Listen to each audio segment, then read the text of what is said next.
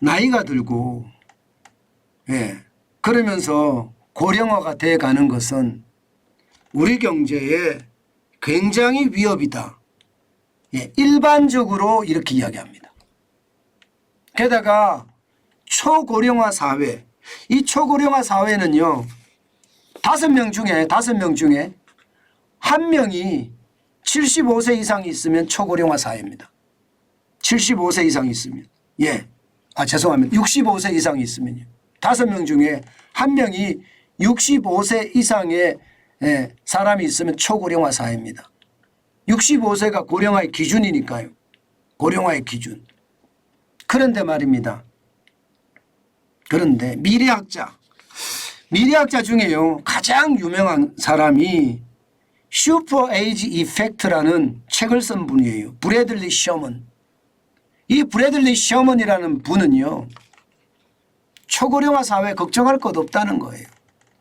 정책을 잘 세우면 초고령화 사회가 재앙이 아니라 오히려 기회가 된다는 이야기를 했습니다.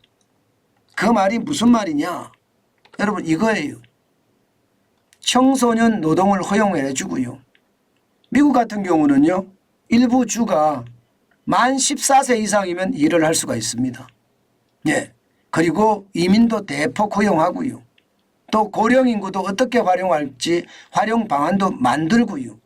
바로 이 세 가지 원칙만 지키면 초고령화 위령화 아니다 이거예요. 초고령화가 오히려 말입니다.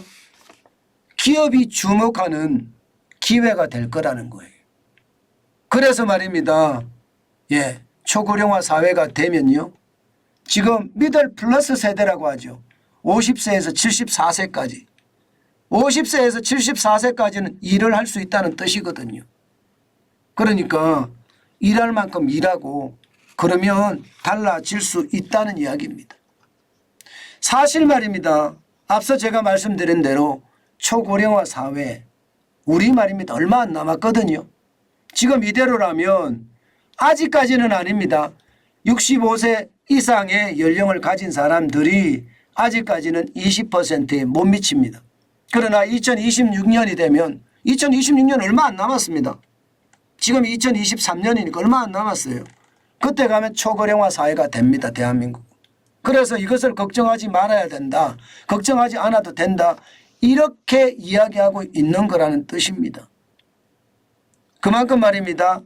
정책적 대안으로 충분히 초고령화 사회를 이겨나갈 수 있다는 이야기죠. 그러면서 다른 한편으로는 출생률을 높이기 위해서 노력하고요. 사실 말입니다. 여러분 15세에서 49세 여성 1명당 기준이 지금 현재 0.74명이거든요. 올해는요. 내년에 가면 0.71명이 될 거라고 이야기합니다. 0.71명. 그러다가 2026년이 되면 0.69명이 된대요. 이거 대한민국이 침몰하는 이야기니까 빨리 올려야 되거든요. 돈 줘서 올리기가 쉽지 않다는 거예요. 돈 줘서. 출생수당을 줘서 올리기가 쉽지 않다.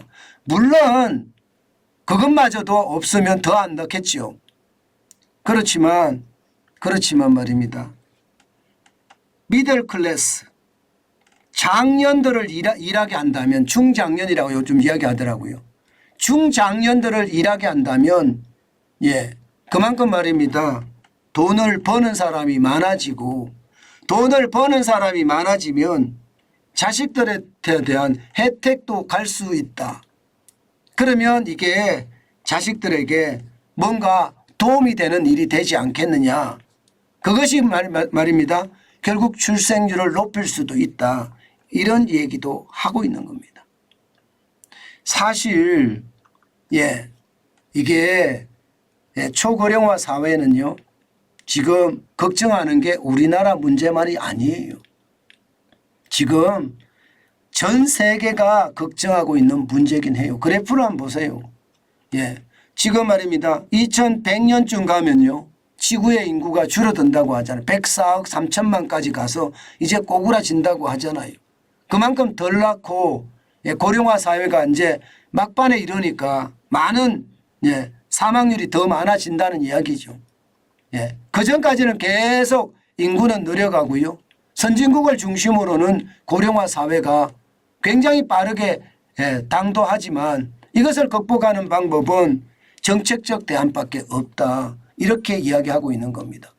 사실 저도 이것을 보면서 생각을 참 많이 하게 돼요. 정환진 TV를 보시는 50대에서 74세까지 굉장히 많으시거든요. 저는 이분들이 제2의 인생이라고 이야기하는데 제2의 인생이라기보다는요. 일자리를 가질 수 있게끔 정부가 정책적 배려가 나왔으면 좋겠어요. 물론 말입니다. 50에서 74세가 돼서 내 자산이 많은 자산가도 있겠지만 대부분의 사람들이 노후를 준비를 못 해놨거든요. 그렇다면 정년 연장이라는 카드도 빨리빨리 준비를 해야 된다는 뜻이에요. 게다가 시니어들을 위한 저는 취업교육을 아주 강화해야 된다는 뜻입니다. 그렇게 되면 초고령화 사회가 재앙이 아니라 이게 기회가 될 수도 있다는 것 저는 보이거든요. 여기서 제일 중요한 거 제가 한 말씀만 꼭 올릴게요. 여러분, 시대는요. 지금 초고령화 사회로 실제로 간다고 하죠. 앞서서 제가 보여드린 것처럼 2026년이면 65세 이상 인구가 20.8%까지 올라가서 초고령화 사회가 된다고 합니다. 그럼 여러분, 여기에 우리한테는 기회가 있지 않을까요? 지금 정환진 TV를 보시는 분들은 기회가 생길 겁니다. 바로 미들 플러스 세대, 여기를 어떻게 공략할 것인가 준비를 해가는 것도 여러분들이 대박의 기회를 새롭게 잡을 수 있는 그런 비즈니스 오퍼튜니티, 새로운 사업의 기회가 되지 않을까요? 저는 그렇게 생각합니다. 아마 여러분들에게 바로 이런 부분 어떻게 활용할 것인가 늘 고민하는 것, 이것이 결국은 성공하는 일이라고 생각을 해요. 나이가 먹었다고 해서요. 그냥 이제 뭐 죽을 날만 남겨놨어. 이렇게 생각하면 저는 안 된다고 봅니다. 나만의 생활, 자식도 다 키워놨으니까요. 나만의 자유를 만끽하기 위해서 새로운 삶을 살아가는 것도 굉장히 좋은 세상이다. 저는 그렇게 생각합니다. 물론 저도 그게 쉽지는 않아요. 저희도 아이가 셋이나 있는데 나만의 자유를 누리겠다 쉽지는 않지만 언젠가는 나만의 자유를 누릴 날이 오겠죠. 여러분들도 한 번쯤 생각해 보시면 어떨까 싶어요.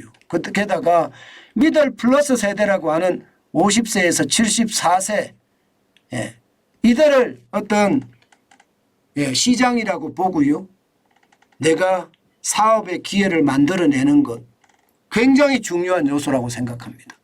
아마 이 이야기를 누군가는 정환진 TV를 보시는 누군가는 이 이야기를 아주 머릿속에 콕 넣어서 말입니다.